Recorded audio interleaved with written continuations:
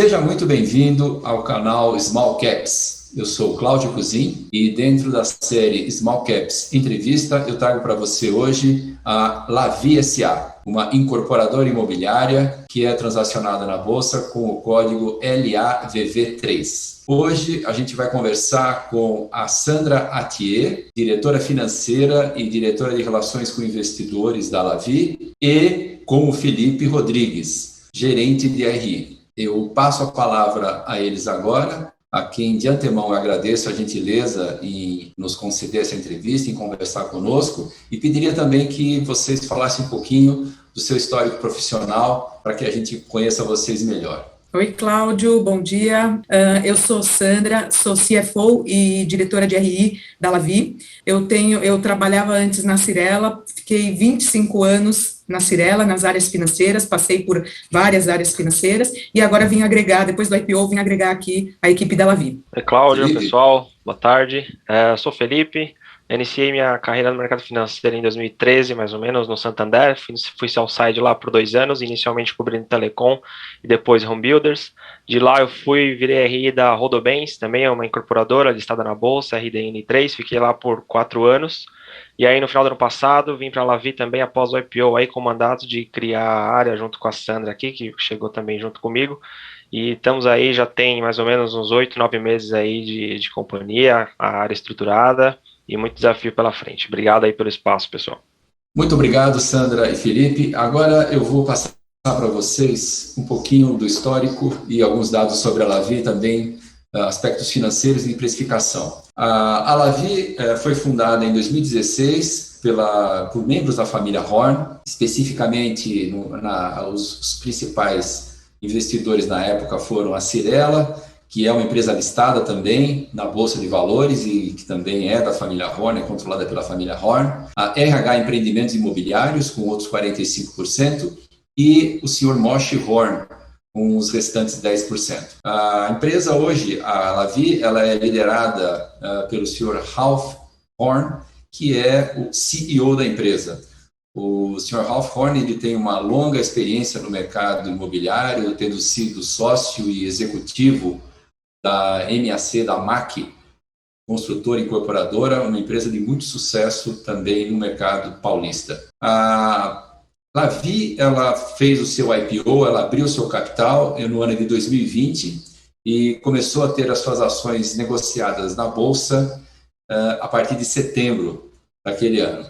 A gente vê aqui um quadro de acionistas, o mais recente, onde a gente vê que depois do IPO, a Cyrela e a RH tiveram as suas participações diluídas para praticamente a metade e outras porções do capital da Lavi estão em mãos de algumas outras pessoas da família Horn, o que significa que a família Horn ela ainda controla e dirige a empresa. O free float, que são as ações transacionadas livremente no mercado, representam cerca de 45% do capital total da Lavi, hoje em dia. É importante notar que, quando a gente analisa as empresas listadas na Bolsa que são do setor imobiliário, uma boa parte delas que tiveram sucesso são empresas de dono, ou empresas de família, vamos dizer assim. O que eu quero dizer com isso? São empresas que você tem um controlador, uma família bem definida, e membros dessa família são também os gestores ou os principais gestores dessas empresas, que aparentemente mostra aí uma correlação, né, uma evidência empírica de que esse tipo de negócio é melhor tocado por empresas com dono que está no dia a dia, que tem a ação da empresa, que tem a participação na gestão da empresa, se comparado com as empresas, vamos dizer assim, puramente corporations, que são empresas que têm o capital muito pulverizado. E esse é o caso, evidentemente, da Lavi. A gente vai ver lá um pouquinho mais à frente uma tabela que eu montei, onde a gente nota que as empresas que são comparáveis, são empresas também muito interessantes do mercado acionário, são comparáveis à Lavi, elas também são, na sua grande maioria, empresas, entre aspas, de dono. Elas têm essa característica. Vamos falar agora sobre o perfil de negócio da Lavi. A Lavi é uma incorporadora imobiliária que atua na capital de São Paulo, esse é o mercado que ela atua, e ela trabalha produtos imóveis que têm um padrão de nível médio para cima. E a gente tem notado que, ao longo da história da Lavi, ela sempre produziu imóveis com certo requinte, com um acabamento mais refinado, e a gente vai ver então que isso daí também criou para ela uma condição de explorar um outro mercado, que nós vamos agora ouvir um pouco dos nossos entrevistados, como é que está sendo o desempenho nesse novo mercado, que é o mercado de luxo. Existe um empreendimento que foi lançado agora no segundo trimestre, que é o chamado Villa Versace, que é assinado pela grife italiana, que é destinado a um público de alto poder aquisitivo. Nós, na verdade, aqui do Small Caps, nós do grupo da Small Caps, a gente sempre procura entender com uma proximidade maior a operação das empresas que a gente acompanha. E falando com os corretores, visitando os estandes de venda, que aliás é uma coisa que eu recomendo que você que se interessa por ação sempre faça quando for comprar ação de alguma empresa, entender o negócio real dela, os corretores têm dito que esse empreendimento tem sido um sucesso absoluto. Houve um fato relevante a respeito da Villa Versace, a questão de 10 dias atrás, onde foi informado que 60% já do empreendimento havia sido vendido. Então, se a gente for pensar até o final do mês de junho, provavelmente vai chegar muito próximo de 100%, o que é um sucesso estrondoso.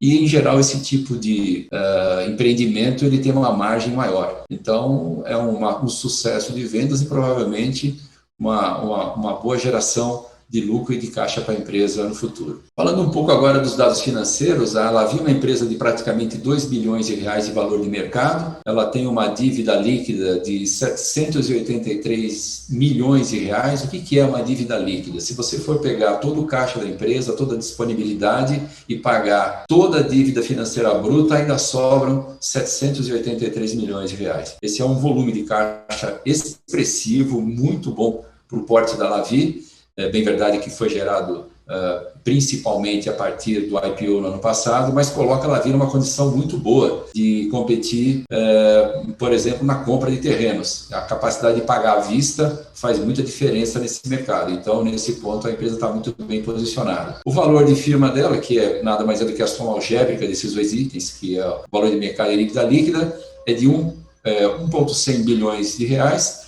E se a gente for olhar o índice através do qual nós medimos se a empresa está cara ou barata na Bolsa, a gente chega no índice de 8,8, vamos dizer 9 vezes, né? 9 vezes EV sobre EBITDA, o que não é uma ação totalmente barata, mas também não é tão cara assim. O que a gente precisa notar, e aí eu pulo aqui para cima também para o preço sobre lucro, que também não é um índice em 18,5, indica uma ação tão barata assim.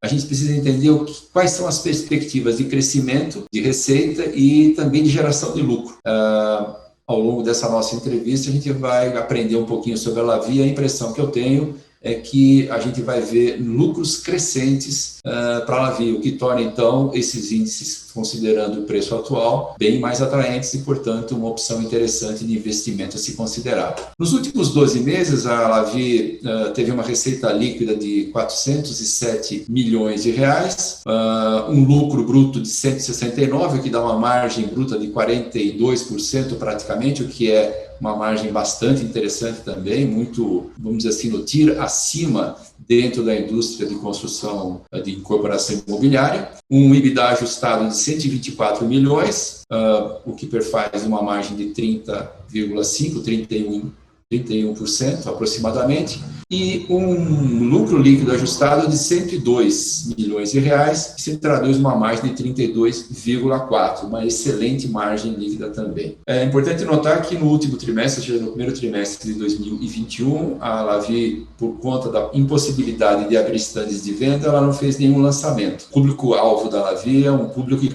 compra imóvel indo visitar o estande de venda, e aí ela preferiu adiar o lançamento para esse segundo trimestre, o que aparentemente, o que se constata foi, na verdade, uma decisão acertada, tanto assim que o empreendimento está indo muito bem. Então, esses números que nós estamos vendo aqui, eles ainda refletem talvez uma situação um pouco aquém do potencial que a empresa de fato tem, porque ela passou um trimestre inteiro sem fazer nenhum lançamento por opção mercadológica, né? Por fim, a gente olha aqui mais um outro indicador também de precificação, que é o preço sobre o valor patrimonial da ação, onde a gente constata que o e-mail é um índice, vamos dizer, mediano, não é nem barato e nem caro para esse setor, o setor de incorporação imobiliária, mas, de novo, voltando àquela questão, quais são as perspectivas da empresa, né? Se forem de crescimento e de lucros crescentes, provavelmente isso é um indicador de uma boa opção de investimento nessa ação.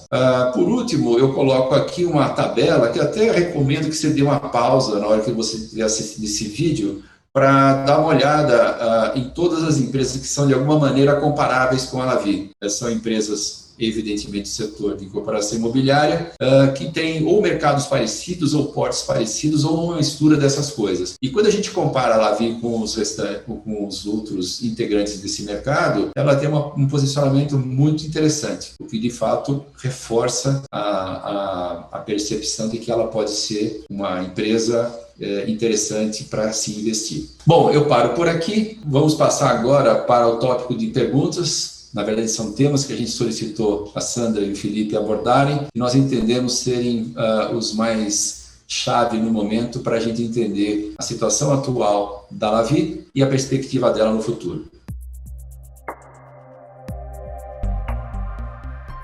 A empresa, a Lavi é uma empresa nova, começou em 2016, só que a gente tem toda a gestão, tem um histórico muito longo, o nosso CEO tem 33 anos de mercado, tendo atuado na Cyrela e na MAC, que são duas empresas sólidas, empresas de dono, que é importante sim, conforme você disse, empresas de dono, e que sempre atuaram nesse setor de médio-alto até alto padrão, tá? Então, é uma expertise que a gente já tem, então a gente atua já com essa expertise que trouxemos da MAC e da Cyrela, e esse ano a gente lançou esse alto luxo, que foi um sucesso, tá? A gente pretende continuar atuando em todas essas faixas, tá? E você pergunta como ser assertivo, né? Como a gente faz a nossa lição de casa. Então, a cada terreno que a gente compra, cada bairro que a gente vai, a gente estuda o bairro, estuda a necessidade, quer dizer, qual o produto que o bairro carece, qual é o público-alvo. Então, assim, a gente foca muito naquele produto que a gente vai trabalhar, entendeu? Então, mesmo sendo uma gama bem ampla, né, que a gente trabalha de 8 mil a 25 mil metro quadrado, tipo, o nosso foco é naquele empreendimento, naquele lançamento. Tá? Para ter o melhor produto, para ter o produto que se encaixe às necessidades daquela região.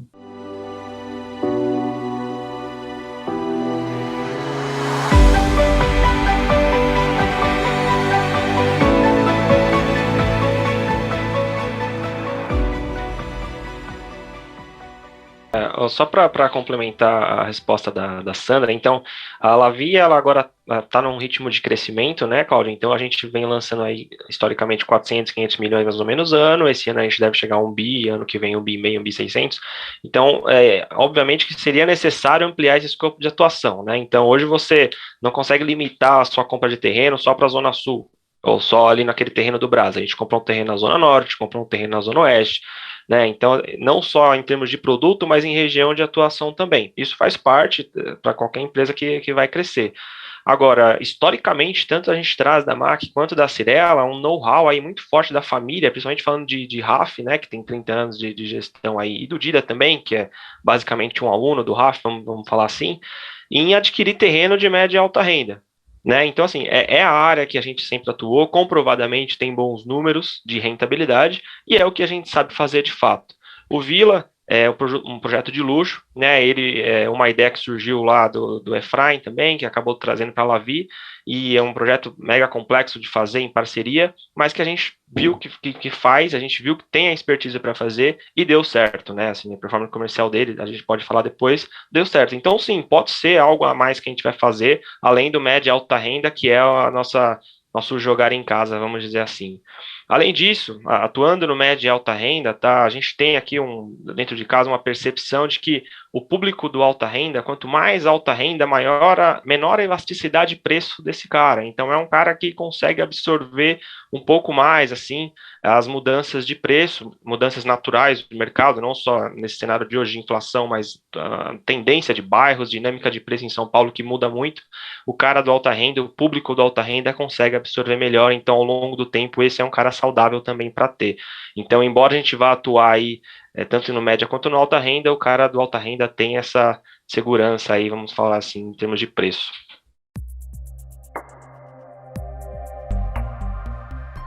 Com a perspectiva de subida de Selic, que vem pela frente, terminar esse ano, em 2021, com 6,5%, 2022 com 7,5%, fatalmente os bancos vão começar a aumentar a taxa de financiamento. Hoje, essa taxa gira em torno de 6,70%, 7%.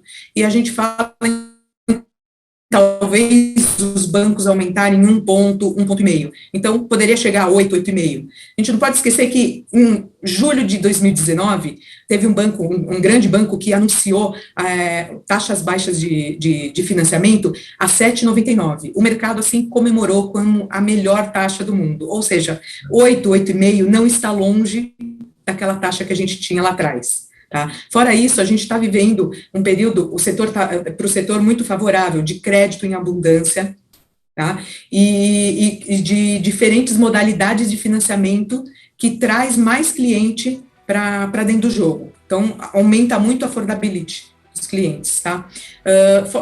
Além disso, a gente tem uma demanda reprimida. Então, demanda reprimida natural, todo ano a gente tem no Brasil 1 milhão de casamentos e 300 mil divórcios, que geram, então, demanda por apartamentos novos, isso no nível Brasil, tá? Em 2015 e 2016, o setor ficou meio parado, gerando também demanda para o setor de apartamentos. A gente percebe que, no último boom, a gente tinha lançamentos na cidade de São Paulo, agora falando de cidade de São Paulo, que é o nosso nicho. Na cidade de São Paulo, a gente tinha, em 2010, nos últimos 10 anos, a gente tinha lançamentos da ordem de 30 mil unidades ano. Hoje, a gente lança, na cidade de São Paulo, 60 mil, mas se você for ver a composição desses 60 mil, 75% disso é Minha Casa Minha Vida, ou é um dormitório. Ou seja, a gente está comparando 30 mil lá atrás com quase 16 mil hoje. Então, a gente está muito aquém do que a gente lançava no boom anterior. Então, a gente acha que tem espaço ainda para lançar, tem demanda também, demanda reprimida. Fora isso, se a gente for ver do lado de investidor hoje está com juros reais negativo. Então, eles preferem comprar um apartamento que tem a possibilidade de valorização, um apartamento que há muito tempo não sobe mais do que a inflação, o preço, entendeu? Então, tem essa possibilidade ainda de ter um ganho real na compra de apartamento. Então, para o investidor também é favorável, com juros real negativo. E agora, do lado dos bancos, também é favorável. Os bancos, é um jeito dos bancos captarem cliente. Hoje, tem muita concorrência entre os bancos e as fintechs, mas uma coisa que as fintechs ainda não entraram é no financiamento bancário para os clientes. Tem uma ou outra que, talvez faça, mas, no geral, não entraram. Então, é um jeito dos bancos conseguirem captar esse cliente, entendeu? E ter esse cliente na carteira por 10 anos, cliente de longo prazo, com vendas de produtos, cross-selling e tudo, e para eles é muito favorável. Então, os bancos também estão com apetite de continuar nesse setor, de emprestar dinheiro para o financiamento da pessoa física. Então, a gente vê, assim, os fundamentos do setor favoráveis ainda, mesmo com alta de juros.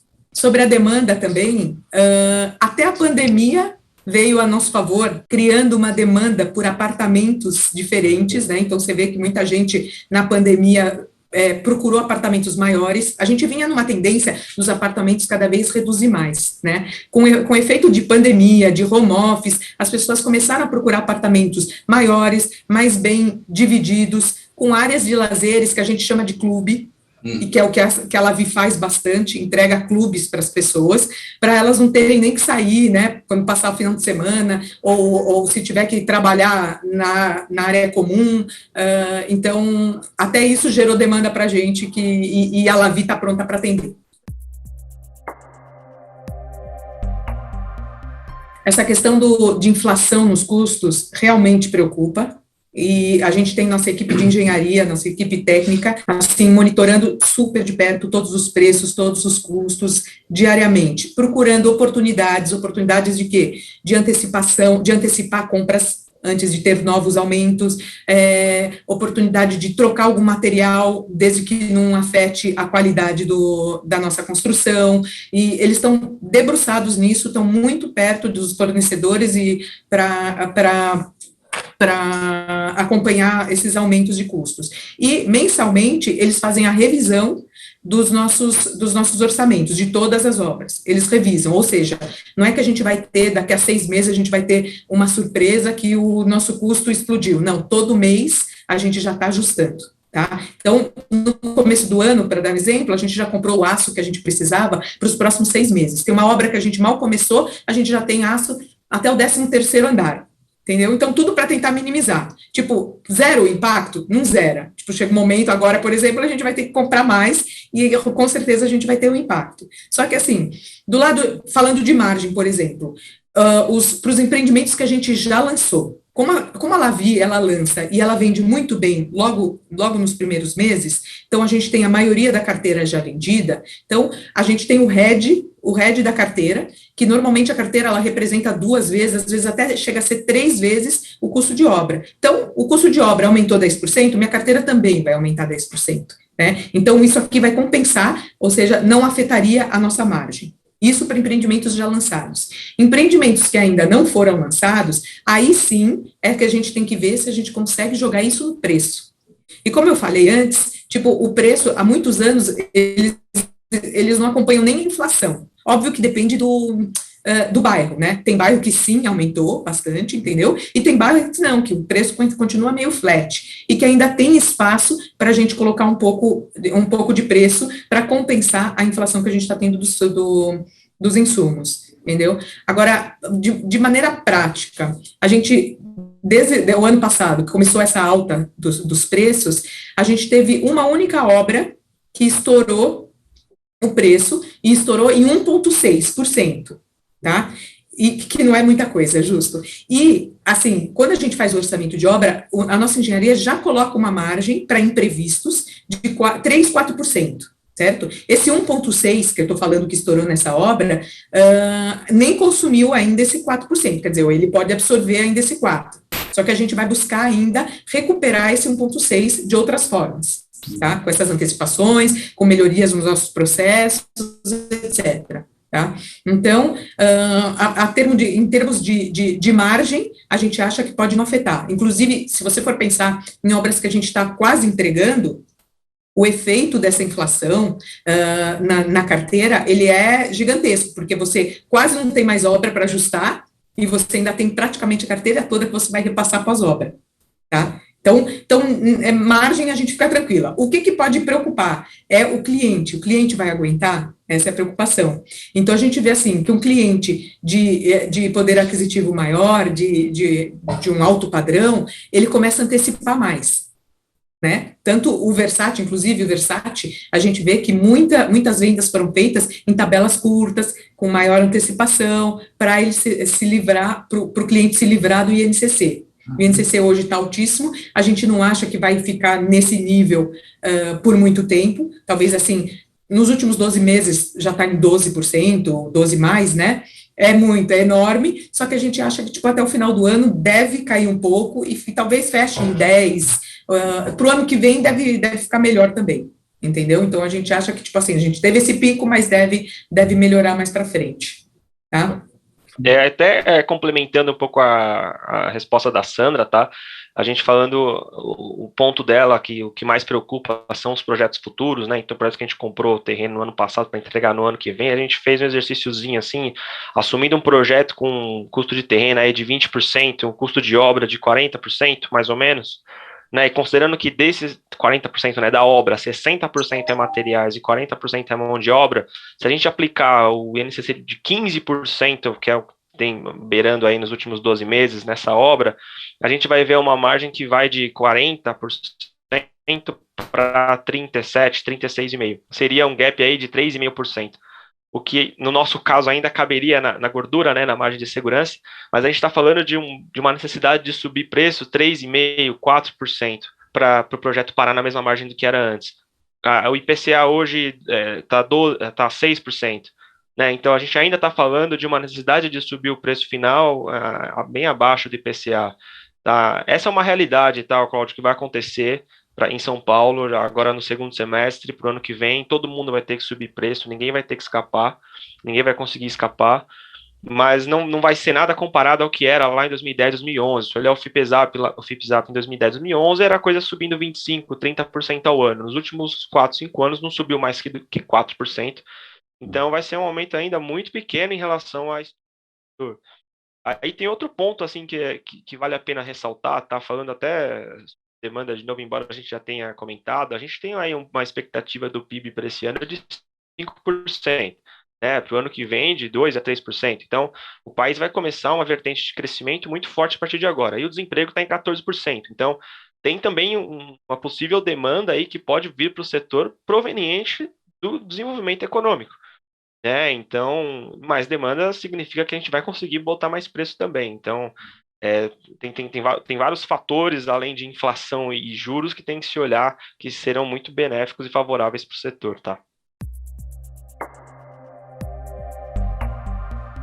Esse projeto aí que foi muito falado desde o IPO, a gente lançou ele, graças a Deus foi um sucesso, tanto de venda quanto de visita. A gente já teve mais de 1.600 visitas no plantão, teve, sei lá, 600, 700 visitas até antes de abrir o decorado.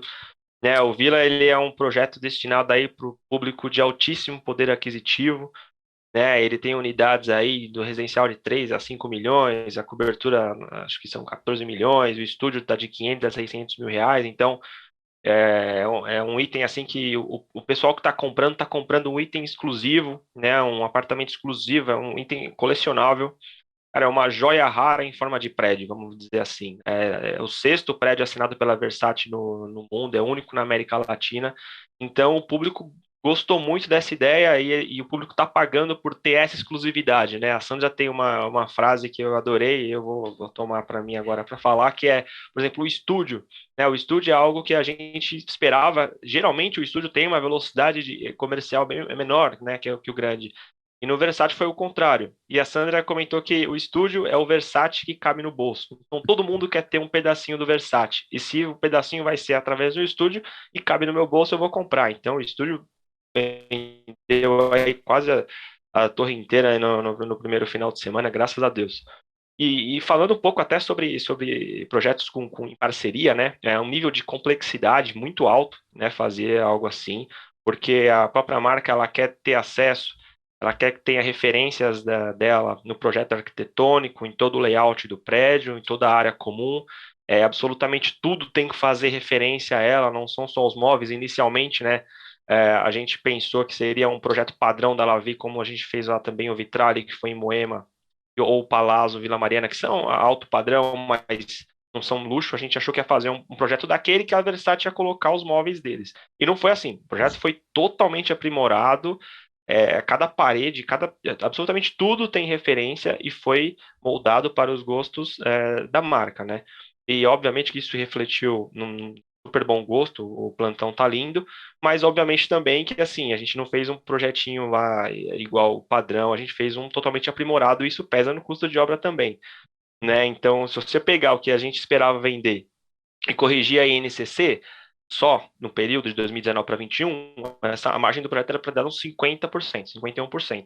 Ela vai ficar um pouco mais na banda ali dos 42%, 43%, devido à inflação disso, uma parte, mas principalmente devido a esse aprimoramento do projeto que aconteceu nas conversas aí com a Versace. Mas esse aprimoramento, assim, isso é satisfatório porque ele se converte no desempenho comercial de vender 60% em um final de semana, então vale super a pena. Além disso, embora a margem não tenha ido para 50%, o volume de lucro bruto que ele acrescentou talvez tenha valido mais a pena do que manter a margem com VGV menor. Tá? Então, graças a Deus, a gente, assim, o nível de complexidade, você tem FIIs, os móveis vêm da Itália, então não é qualquer incorporadora que vai conseguir colocar um Versace aí no mercado paulistano.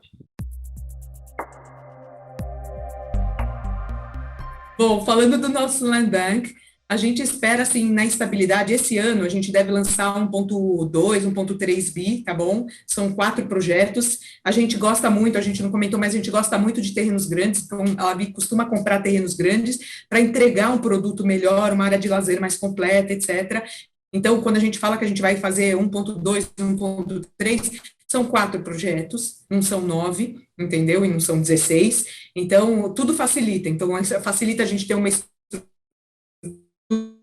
mais enxuta, tipo, na prefeitura, a aprovação, ela não depende do tamanho do projeto, mas das complexidades que eles têm. Então, levar só 4 projetos para a prefeitura é mais fácil, entendeu?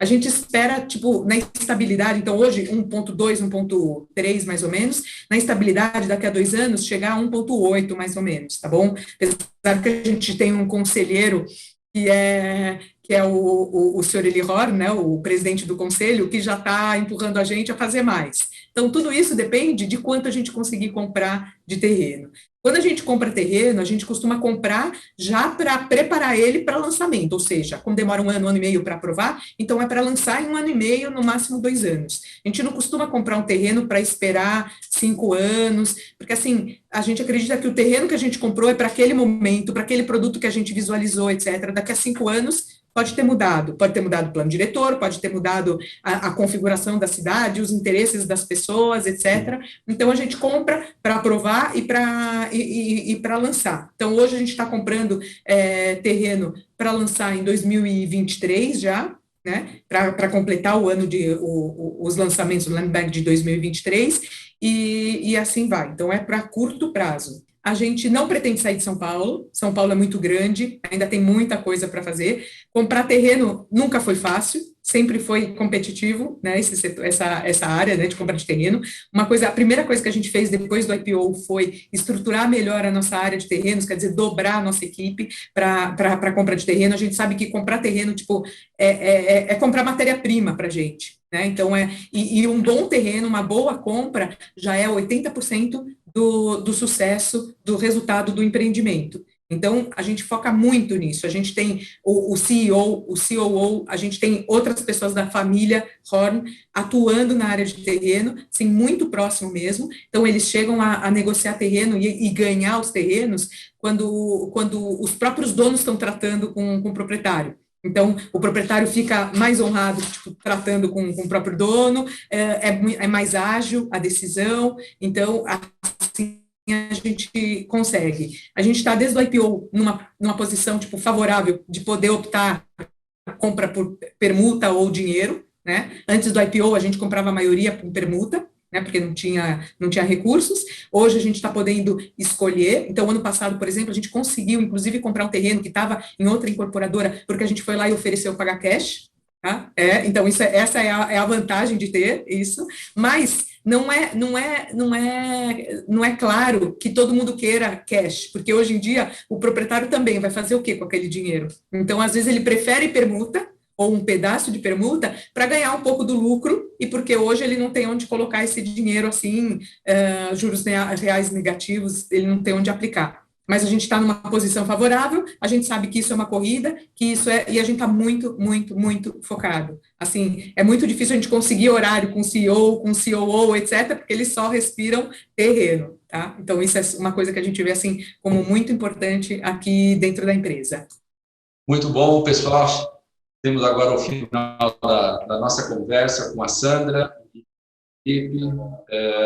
Eu acho que, para nós que estamos assistindo essa entrevista, a gente conseguiu informações muito boas que transmitem com muita fidelidade esse excelente momento que a Lavi está passando e as perspectivas muito boas que a gente consegue enxergar pela frente. E eu agradeço mais a gentileza e a participação da Sandra e do Felipe. Vocês também a conhecerem, se puderem, se estiverem aqui em São Paulo, os empreendimentos da Lavi. É importante para quem esteja interessado em comparação de qualquer empresa, conhecer realmente o custo real lá, aquilo que eles produzem, aquilo que a empresa entrega para os clientes. E, com certeza, vocês vão ficar encantados com esses empreendimentos. E se precisarem de informações também, acessem o RI da Lavvi. A gente tem uma boa noção de quão acessíveis eles são, quer dizer, uma preocupação muito grande também com os acionistas minoritários, isso é muito bom para todo o mercado e é bom para a empresa também. Então, acho que a gente tem uma condição de acesso diferenciada com a Lavvi. E também eu gostaria de agradecer a empresa como um todo, né, por toda essa movimentação e essa ajuda que tem feito aqui para o nosso canal também, e me colocar à disposição para novas entrevistas, eventualmente alguma coisa que possa ser anunciada para os nossos seguidores, ou nas redes sociais, ou no nosso portal, ou mesmo no canal do YouTube aqui, para trazer as notícias para os nossos seguidores e investidores de small caps. Sandra e Felipe, deixo você agora uns momentos para despedida. Cláudio, muito obrigado pelo espaço da gente poder falar, compartilhar. A gente está de portas abertas, como você falou, de portas abertas para falar com qualquer pessoa física, qualquer investidor que tenha dúvidas, e a gente está super otimista, apesar de alguns pontos de atenção, eu diria, não de preocupação, mas de atenção, a gente continua otimista com o setor, com os fundamentos do setor e principalmente com os fundamentos da nossa empresa, tá? Então, convido todos vocês, o teu público também, a vir visitar e sentir um pouco o que é Lavvi lá nos nossos estandes de venda. Também agradeço o espaço aí dos senhores, foi muito boa conversa, Cláudio, Daniel, Vitor aí, meu grande amigo. Convido também todo mundo a visitar o Villa e a visitar também uma obra que a gente está para entregar, ou algo que entregamos no passado, para ver como fica um produto Lavvi depois de pronto. É o que vocês falaram, a gente está vibrante, assim, a gente está muito empolgado com esse ano, com o ano que vem, e as coisas estão acontecendo passo a passo, graças a Deus, tudo está indo até além do que a gente esperava, e se Deus quiser, em breve isso vai ser refletido ainda mais nas ações aí, assim que o setor começar a perceber que o micro está melhor do que nunca para nós. Obrigado.